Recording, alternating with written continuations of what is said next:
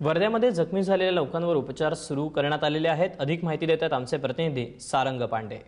पुलगावच्या central ammunition डेपोमध्ये जो blast झाला आहे, जी आग लागली त्याच्यामुळे जे डिफेन्सचे आणि मिलिटरीचे जवळजवळ 17 जवान जे आहेत ते इंजर्ड झालेले आहे, जखमी झालेले आहे आणि त्या सर्वाच्या सर्व लोकांना वर्ध्याचं जे सावंगी मेघे कॉलेज किंवा ज्याला आपण विनोबा भावे मेडिकल कॉलेज म्हणतो तिथे भरती करण्यात आलेलं आहे। वार्ड क्रमांक 4 जो आहे तिथे सध्या या सर्व 17 जवानांवर इलाज सुरू आहे।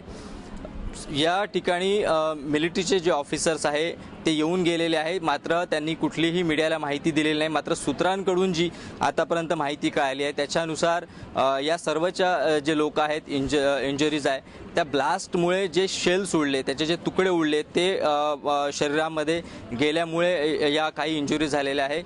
याशिवाय काही लोकांना भाजल्याच्या पण इंजरी आहे। एक जो अधिकारी आहे त्याच्या डोळ्याला थोडी सिरियस इंजरी आहे, त्याचं सध्या ऑपरेशन सुरू आहे।